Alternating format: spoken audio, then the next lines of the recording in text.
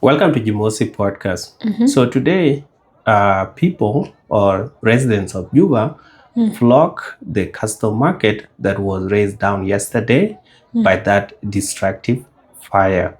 Yeah. A lot of people went there, and among people that went there, the politicians were Adut Salva Kiir. She even took a 20-second video, Real. real crying over what has happened to the people of custom and South Sudanese in general. And the governor of Central Equatoria actually was able to go. Emmanuel Adil Anthony. Yes. So yesterday was not there, but today went. The Minister of Trade, And Atong industry. Kwal, Yeah. went, and many more other people went there. Including the owners of those shops. Yes. And the scene that was there was Very disturbing. very devastating, with people crying over their lost properties. And it was so emotional looking at how hard the situation or the economy is in South Sudan. You hustle that hard just to be able to get that small thing, and then all of a sudden is raised down by that huge fire that had no one intervening in putting it out, right? And it was really sad. And what happened is the office of the president issue a statement, Yeah. and they issue on their main page. Yes. And the Kiir himself was, how do you call it, the message?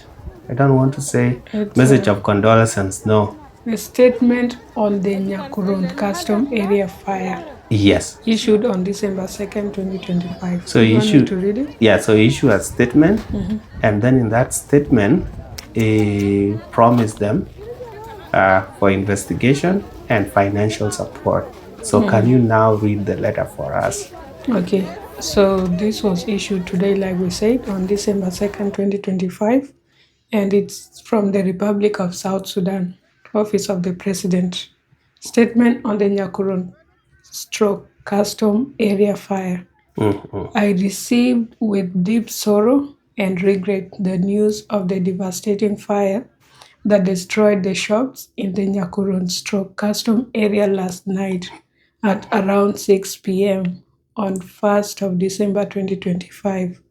This tragic event has resulted in massive destruction of property and merchandise, inflicting a painful blow on the lives of countless families and hardworking entrepreneurs who lost their livelihoods in a single evening.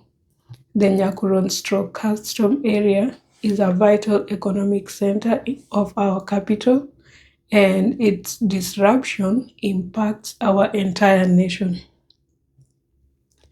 On behalf of the government and the people of South Sudan, I extend my sincere and heartfelt sympathies to all the traders, shop owners, and families affected by this disaster. We share in your grief and stand with you during this difficult time. I am assuring the people of South Sudan and the residents of Juba that the government will investigate this matter and implement the necessary precautions to prevent future tragedies. While we mourn the losses, we must also focus on recovery and prevention. I have issued an immediate directive to all relevant security and government agencies too. So he goes on to list three things. One, launch a swift and thorough investigation to determine the exact cause of this fire. Two, provide all necessary support to assist the affected traders. And number three, review and reinforce fire safety protocols in Juba and across the country. The government is committed to finding ways to support the rebuilding efforts and the rebuilding efforts of the affected businesses. We assure the business community that their resilience is the backbone of our economy, and we will do everything within our power to help them recover and resume their businesses.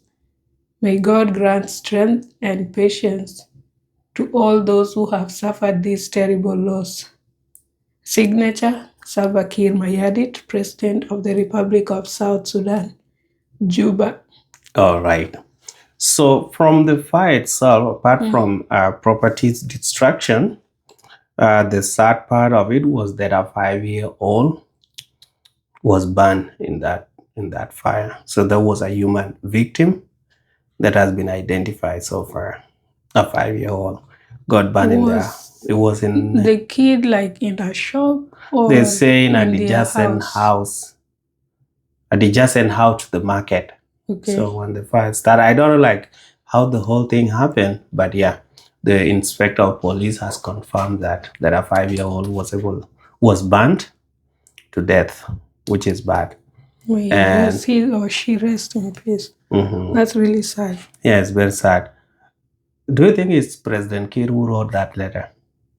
No, that's not him. Like, he's not the one who writes his letters. There's someone who writes them, and if he has to issue a press briefing, he reads them. If he's just issuing them, the admin of the social media pages uploads them, and that's it. But he's not the one who wrote it. All right, thank you. And you? No, it's not him. He has no time to be writing such, but that's why he has people in that office that he has employed, like the director in the office of the president, like the private secretary, this press secretary, the public, so many people. Yeah. So they can actually handle that. So I don't think it's President Kiir. I also believe he has a communication team. Yeah. Maybe they're now apart from Amor. Yeah. Like Amor is just a press secretary, right? So he's like the mouthpiece to the president. Yeah. But I don't think even some of those that he reads out, he's not the one that writes them. There's a whole communication team behind that does all the writing, the editing, proofreading, and then they give forward it to the right channel. Yeah. Maybe right now they have a social media manager.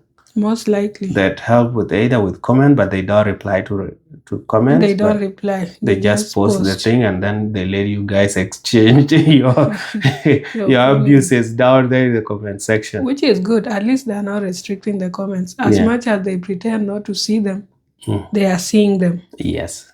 And I believe they are very active on different other sites. Social media manager is seeing that. Yes. Yeah, so my first question is, do you think this President Kiir gesture, okay, what do you think of this President Kiir gesture to compensate the fire victims? Kwanza, you said he promised financial support.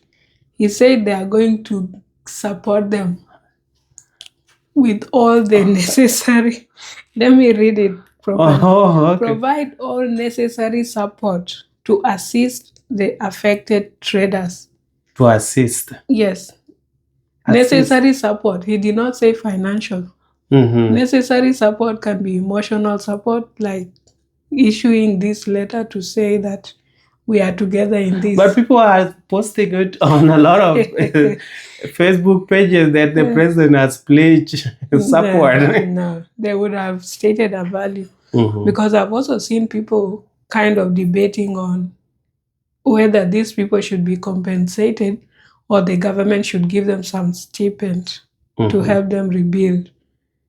They are saying they will help with the rebuilding, but how they are going to do that, they have not said it. And this is not the first time we've seen fire outbreak destroying the market. Okay, what do you think of let's assume that there will be some money somewhere. So let's just make that assumption. What do you think of this gesture? Letter itself? Yeah. I feel like it's a good call that at least is acknowledging some of the things that are currently affecting the people. And that's what is needed. When there's a disaster that happens within a country, be it fire or any other natural disaster like floods, they are supposed to come out as government and issue their stance. And then at least tell people what the government is trying to do to resolve such issues. For instance, in this case, he said they are going to like revamp fire protocols and stuff. and other precautions. Mm-hmm. So maybe that means they are going to work on having more fire brigades, because that's one of the issues that a lot of people have been complaining about. Every time there's fire outbreak, Yeah. they don't respond on time. And when they respond, they are insufficient. You cannot respond to a very huge fire by coming with only one trailer. It's like, it doesn't make sense. Yeah. Yeah, so I believe like this letter is timely. It came at the right time. And what we should be looking forward is those actions that he has promised, to make sure they implement them before the next fire. Because this is definitely not the last time. Mm-hmm. Last time we had that fire at Konyo, I don't remember if he had issued any press statement. But this time, since because of social media and people are very active, calling out different sectors, then he might act on his promises. Let's give Okay. him benefit of doubt. Yeah. Okay. It's fine. So yeah. So what I think of the gesture itself by President Kiir, pledging to support or saying that they will give any kind of support, to me, like I had already concluded in my your my mind. head that this is a financial support. I was even thinking of how much it should be. Yeah. Unakimbiza syllabus. You're taking Yes, this I'm already syllabus, ahead of then you myself. have- Yeah. quick. So it's a good thing when this is a good thing. It's a good thing when such kind of things happen. This is when the leadership is needed. Yeah. As much as they might not help, but they at least have to show that they are there with the people. Yes. Even after like people took it as a photoground place, like for taking photos or a studio, it's still okay. At least they went there. Yeah. So for the president to issue the letter, yeah, I really appreciate that. And that's the way to go. And also you don't have to be waiting for major calamities or things to happen for you, like to come out and issue a statement to the public. Yeah. From time to time, just give us some hopes. Say You some want him to hope. start promising people heaven on earth. No, every weekend you should reminding at him. least come out and say, fellow citizens, I know the life is hard, but don't worry. We are working on this and such kind of things. You But want him to rebuild his legacy. It's already destroyed. yes, they can start rebuilding it through this. So I really like what they did. Okay. As much as we don't know like the extent what on either it will be implemented or not, what it will take. Yeah. Will it happen like the thing that have already been happening in this country? Will not follow up? We don't know. But the letter itself being issued, yes, it was well needed. Very necessary. And we really appreciate that. But I had this other question, but when I was listening to your answer to the first question, you ended up, maybe you might have answered it, but I'm still going to ask you. Okay. What do you think might have triggered the president to pledge the support to the victim of the custom market fire? Is it to pledge the support or to write this letter? He's going to, like, in one of the three things that they are going to do, they will assist them. Is it like to move them? What kind of assisting is that? What kind of assistance is that? And that's what are they why going it's to do? tricky. Like, he doesn't want to give away. Okay, let's just what he conclude wants his to do. money. You are misquoting him. Yeah. Anyway, can you repeat your question? What do you think might have triggered the president Okay. to pledge the support? I think it's social media. Even him coming out to issue that letter, most definitely social media, because people were crying out. 6 p.m. is not that late in South Sudan. It's not like it's winter time where the sun goes down by 3 p.m. At 6 p.m., people are still moving. So if something happens at 6 p.m., we expect by 8 p.m. news, they are trying to address that. The president doesn't have to walk over or drive to SSBC, but instead they can make a phone call interview and issue his assurance that they are trying what they can. They have tried to like gather some, let's say, water tanks here and there, and all the fire fire brigades that are available and functional to go to the site. That's what like any normal leadership does. So in this case, I strongly believe it's the social media because people cried out a lot. Mm-hmm. This thing happened from 6 p.m. to almost the following morning. Mm-hmm. Yeah. And very little was like the government came up with very little effort. Mm-hmm. Only one fire brigade attending the site. Yeah. Even if you manage to put out fire on one shop, Mm-hmm. it will continue to spread because you have not solved the whole problem. Yeah. Yeah. What do you think triggered it? The main trigger of this letter or the assistance Support. that will come is because of the Facebook or the social media. I mean, Yes. all the social media, Facebook, TikTok, Twitter, wherever that South Sudanese are on YouTube, where we are. Yeah. This is what prompted the president to do that. As much as he might have not seen most of the videos, Yeah. some of his officers that work in those offices Yeah. have seen the cry from the public. The PR. And then this year alone, 2025, there has been increased use of social media in South Sudan and especially in calling out the government. Yes. A lot of citizens are becoming awake and a lot of things have been happening. Mm. Because remember, like, this is not the first time that custom market is getting burned down. Yeah. But because there was no social media outcry and blaming of the government for not doing this, because this time people were saying it's the failure of the government. These things cannot burn for over 6 hours and the government is not stepping in. I told you. As much as it is not the government that started the fire, but at least they have the moral obligation as being the custodian of the governance because they are the one holding our taxes. Yes. And these people that the shops were being burned are the people that pay the same taxes that these people use for the luxuries that they are living. So they should have at least do something in responding. Yeah. And so for that reason, since this was not the first time, and this is not the only market that has burned in Juba, then it means this was the work of social media. Yes.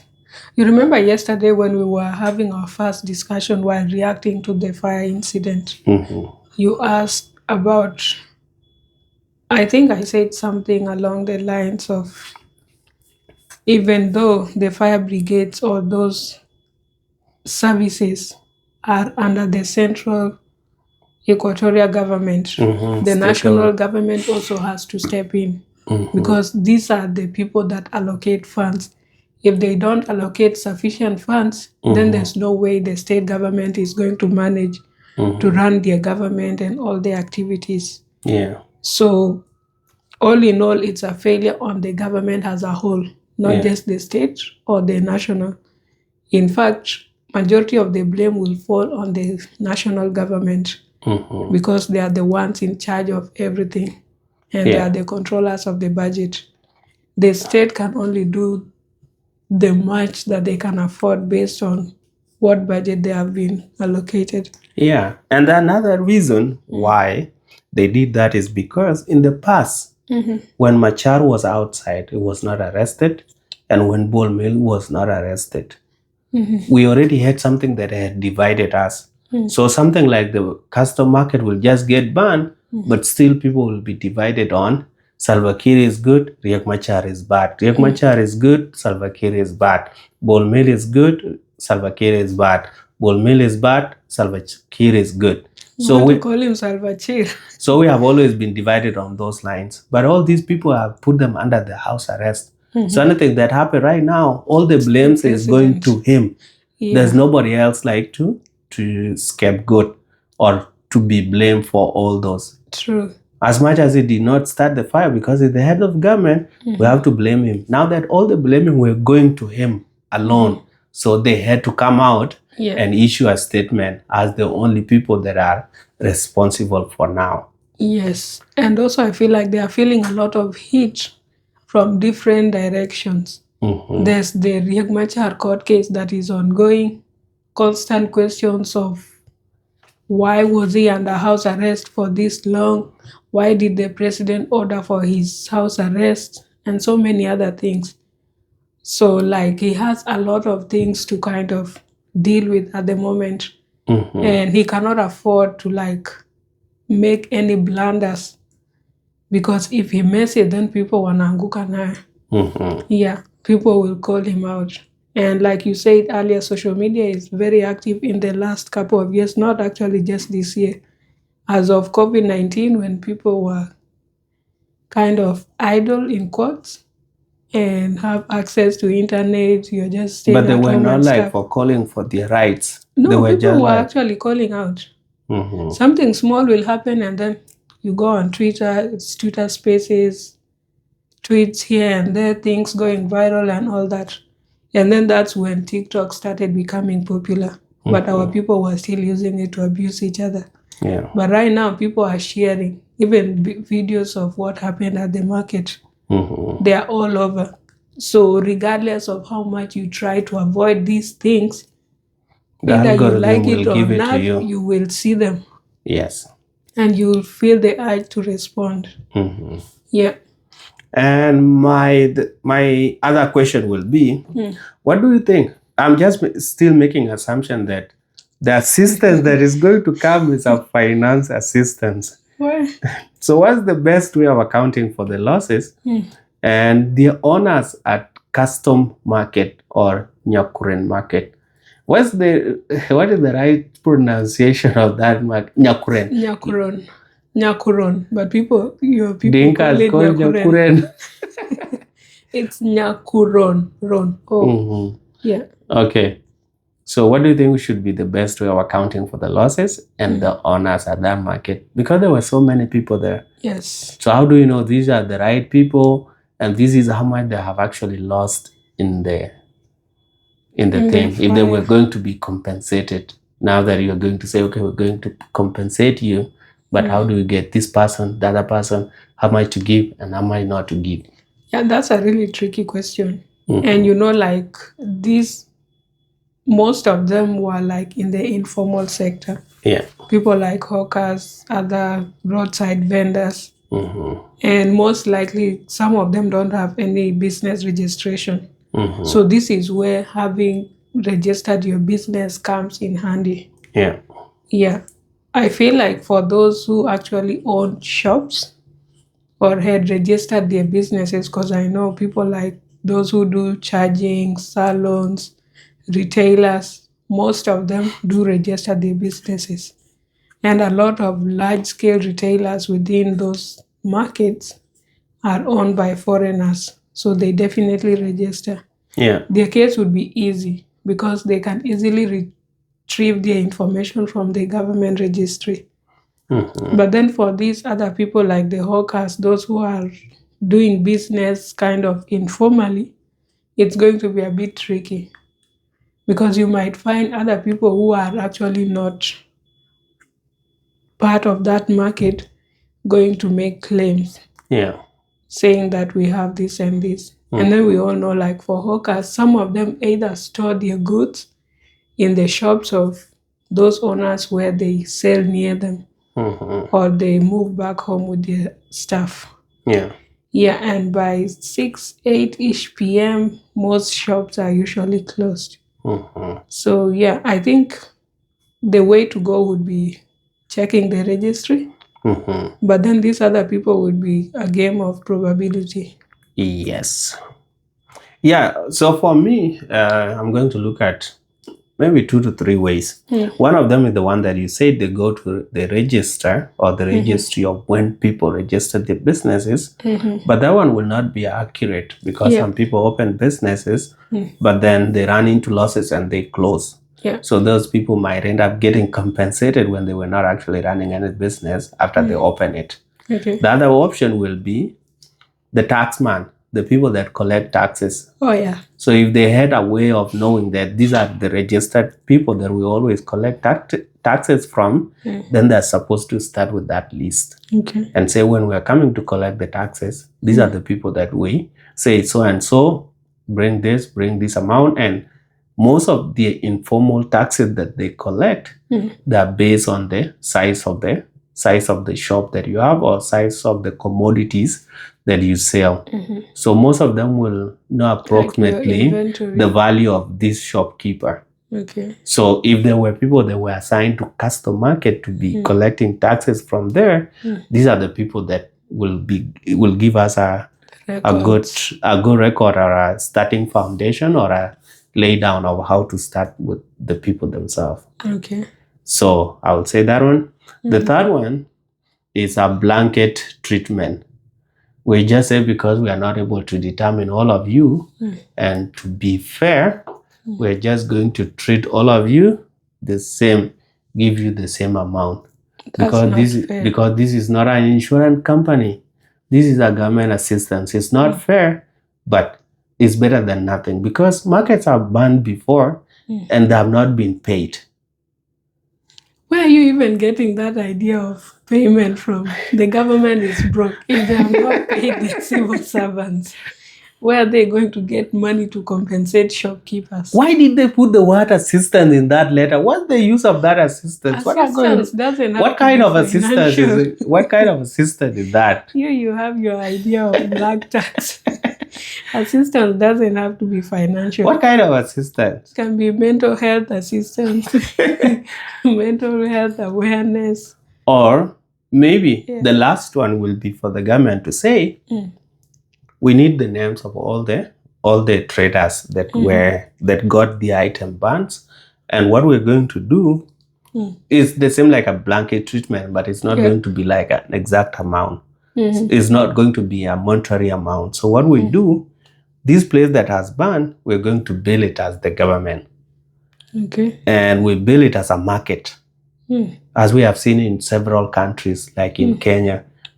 And we're going to show, like, I'm going to put some over there here. Stalls or stalls? No. Permanent structures. Permanent structures, like it's like a main building that have been subdivided into small stalls for each person. Okay. But it's a concrete. And then people just sell in there. Okay. So that's the best way the government can work. Get all their names, build it, and then assign each of them where they will be selling. And now they will be saying, now you have to pay the rent for this place at a subsidized. From when? Because where do you get the rent and you don't even have money to restock? You know, some of the people will have that video compilation separately. There are some people that were really crying, and I felt so bad for them, because some were like, I spent so much money trying to build this business up to the farthest it had gone.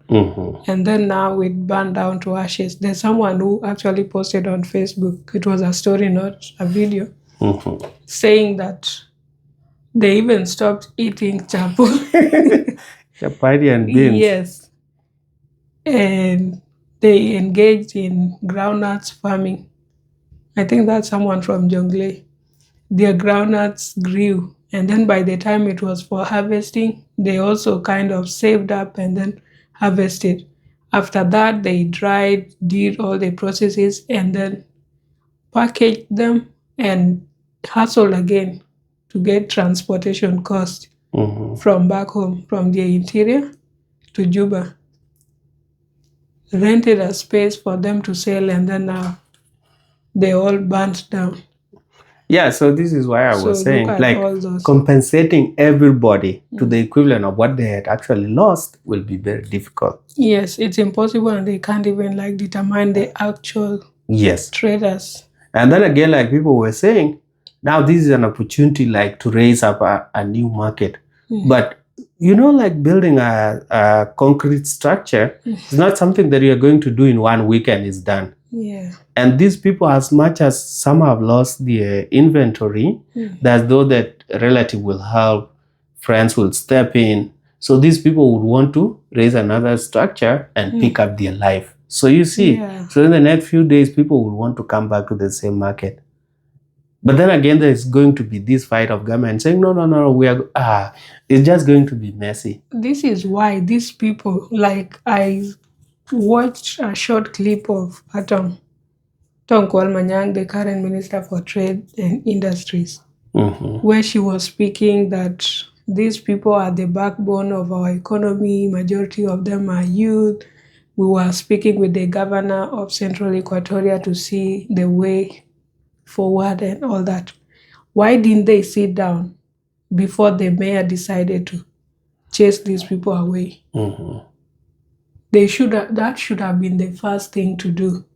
Identify the best place to take some of those workers, build a semi-permanent structure. They can always go back with their things. Like some of them don't usually sell a lot of stuff. It's things you can just put inside rickshaw and go back home with them. Tomorrow you travel again to the market with them. If they had done that, maybe this fire would not have started. Like we said, we were speculating yesterday that the fire was probably caused by people who were angry at that decision to chase them away from selling there. You don't just chase people away without offering them a solution. Yeah. And also trying to build like permanent structures or semi-permanent structures is going to be costly, like you said, and time-consuming. Yeah. So it's just a very tricky balance to strike. Yeah, it is very difficult. And I don't know, like, I don't want to sound really bad, but yeah, like, like Africa, the governments are not that structured properly in a way that citizens will know that the government is doing the best for them. Otherwise, I would have said zoning should have been the best thing so that we don't have markets everywhere. And if they are going to be market, then they should at least be constructed and have a specific type. But again, other people have nothing to do, so they just want to come and earn a living. Yeah, it's crazy, like to. In Africa, people are not rich. Yeah. You are trying to think or reason based on the Western world way of running things. Yeah. Because in the Western world, you don't find kiosks anywhere. Yeah. There are no kiosks, in fact. But there are some market stalls for market days. On regular days, you'll not find anything there. But then if it's market day, that is during the harvesting season and stuff, mostly around summer, then you'll find them. Yeah. And you have specific locations where you are supposed to put a supermarket. And that's where, or a grocery store, that's where people shop.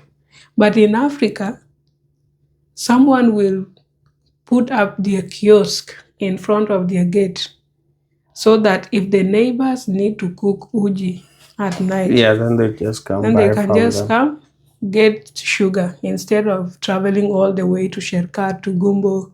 Yeah, so there's no zoning. You can stack anything anywhere. Yeah. And then some people can technically cook at home and be selling at the gate or sell at the construction sites.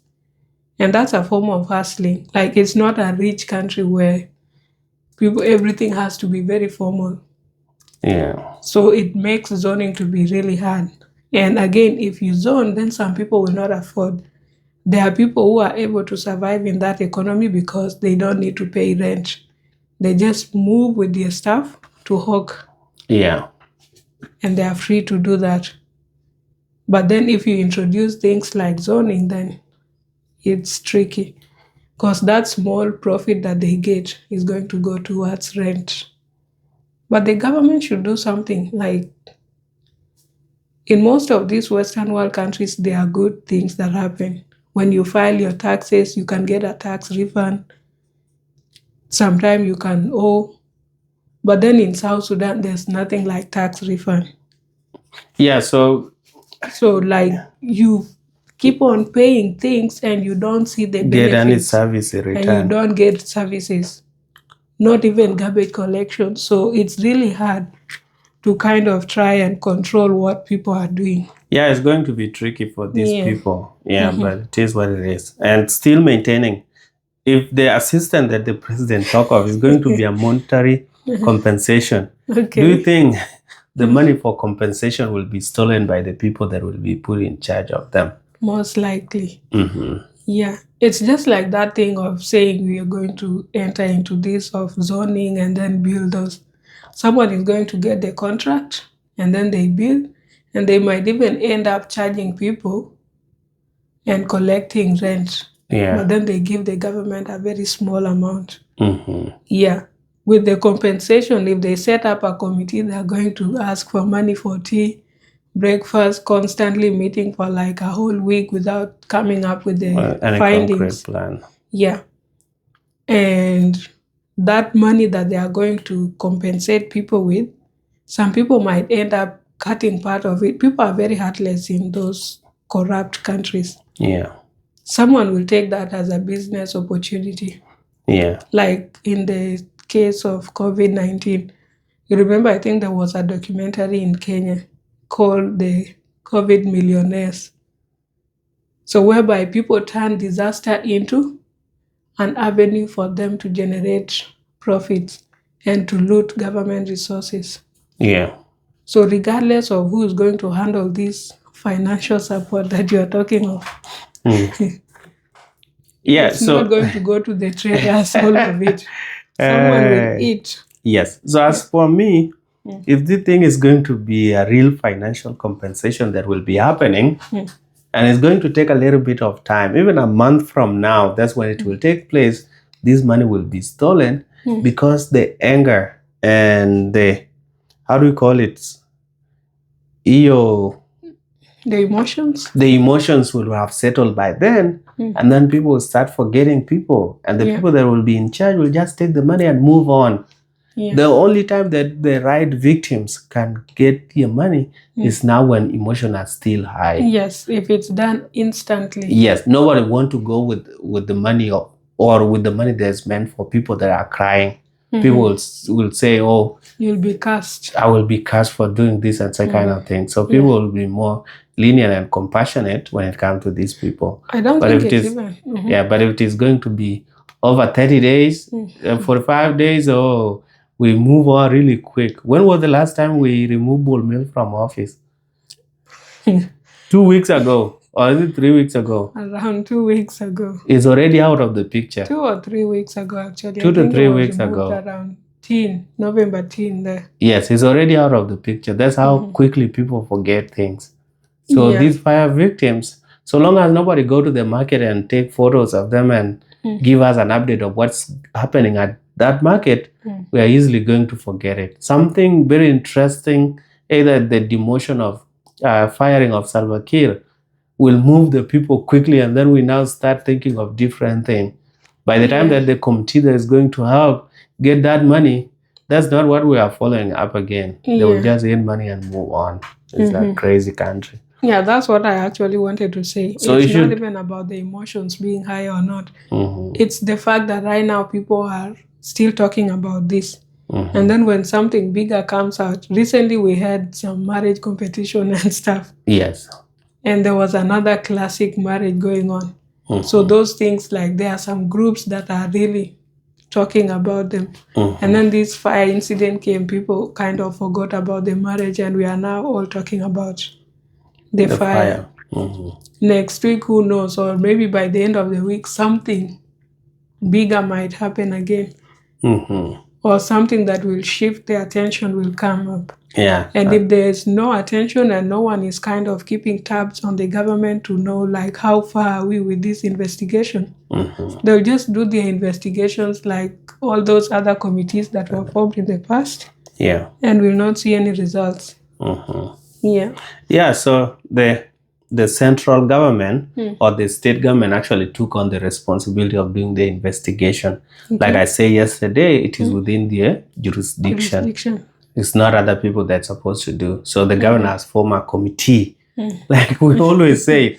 So a committee has been formed to investigate. They should stop forming committees. No, it's a waste of time. They These should have things just should be done by the security forces, either the police or the IG, just to allocate 2 people to follow up the whole thing and then come to an end with it. But this issue of committee, even like getting time for them to meet will be a problem, unless if they are paying something for people to come to a meeting. Wait, but what else do they do if you are a civil servant and you have been appointed to be part of this committee? Is that not what should be your priority at the time?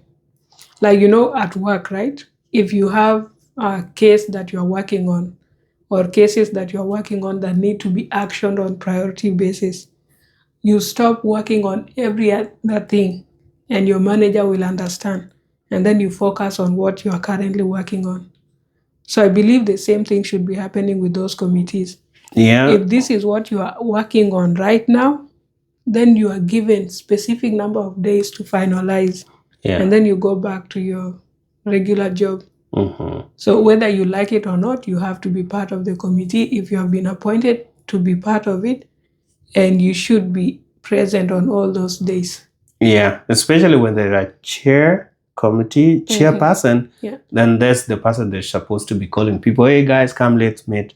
If the governor is going to be the chair or the one that will be expecting results, that is the one that's supposed to be setting timeline. But if it just shows committee members with no leadership in it, then it's South Sudan, right? Yeah, So but people also have nobody to be really care. committed. Yeah. Like if this is what you are working, do it as if your life depends on it. Because that's the work you're doing. Either way, you were supposed to be at work from 9 to 5. Mm-hmm. So if you are part of the committee, then that time, your regular work time is what you're using for your committee activities. And then you finalize it and go back to what you do. Yeah. But commitment is a big issue with our government. Mm-hmm. All right, so that's it for Jimosi podcast. Please consider subscribing, share, like, and leave a comment. And let us know the kind of assistance that the president was talking about. Am I too quick to judge that this one is going to be a financial support? And if it is going to be a financial support, what should be the best way of identifying the real victims of this fire? And how to avoid people from stealing the money that will be meant? And what triggered the president to issue a letter to the victims for the first time? This is something new. Jimosi podcast, obviously. We did a story last night. Okay, we're not taking credits. We're just saying it's social media. Yeah. The power of social media. This is what we can achieve as a country if we all unite and call out the evil for what it is. Yeah, then we achieve some results. All right. And let us know how that compensation, the financial compensation, is going to be done. Like, should it be a blanket assistance or should there be levels based on someone's inventory? If you have not subscribed, please consider doing so. Let's reach 4,000 subscribers. Yes. Before we go 411. Yes.